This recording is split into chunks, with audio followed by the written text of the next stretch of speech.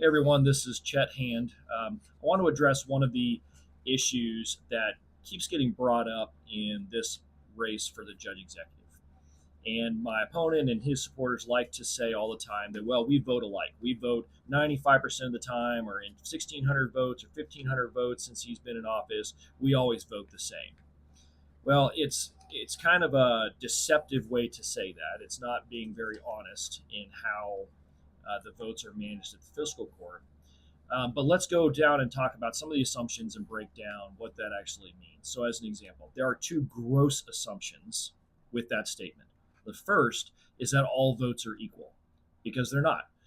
Votes can probably be bucketed into two major categories, and one of them is routine administrative votes. They're not policy issues. They are, at best, check the square. It's not really the way to say it, but they're not policy changing decisions. It's like hiring a temporary worker at the golf course to for the summer, or approving prepaid invoices, or awarding a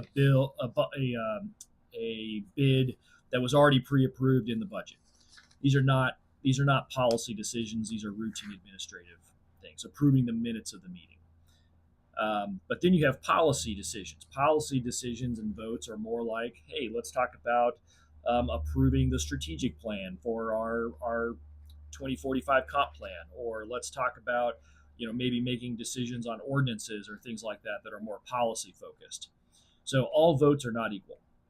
The other assumption is that all votes, all unanimous votes, are on the originally presented proposal by the administration, which is not the case, because many times the full parliamentary process, the full legislative process plays out where we have discussion and we propose amendments.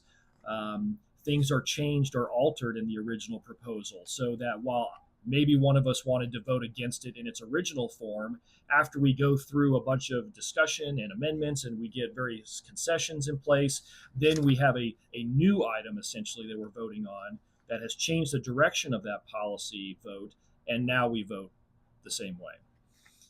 The other thing it doesn't take into consideration is the times when one of us as a commissioner influenced the overall outcome of the vote, and the current judge executive flips his vote to vote with us, even against the original policy proposal. So let's go through the math for a minute. I'm going to bring up the May 5th agenda here from this last fiscal court meeting.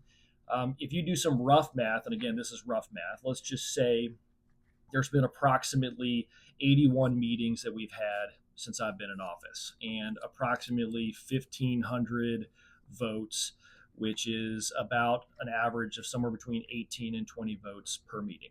It's reasonable, give or take. This meeting, we had 18 votes. Of the 18 votes that we took in this meeting, 16 of them were administrative votes. Only 2 were roughly policy votes dealing with ordinances.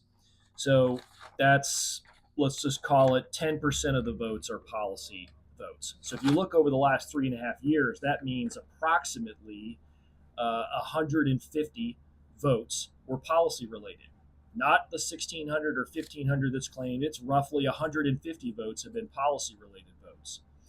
Of that, and we're going to use this meeting as an example, I often ask questions, often get concessions, often get conditions applied, or propose amendments to what's being proposed. I'd say probably 50% of the time. In this case, in this particular meeting, it was 50% of the time where I proposed amendments that changed the outcome of what we were voting on. So in that case, now we're talking about 75, more than 75 of the 150 policy votes in the last 3.5 years, I've had a influence on to change the outcome. It was not the original proposed policy proposal of the administration. Couple that with the 7 or 8 votes that we have where I've been a standalone vote. I'm the only lone vote against that particular policy. That means that over 55% of the policy-related votes that we've taken since I've been on the fiscal court have either been heavily influenced or I voted against the proposal. That's far from the 99% of us vote alike.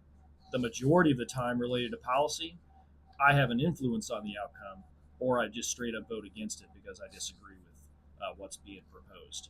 So I think context matters.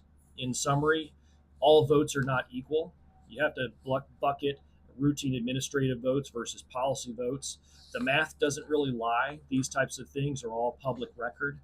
While my opponent really wants to try to make it seem like we're the same, the reality is we do actually see things fairly differently. And I'm not afraid to be the standalone vote on issues, and I'm also not afraid to address the hard conversations and make sure that we're making the right decision for the people of Boone County and not just checking the square.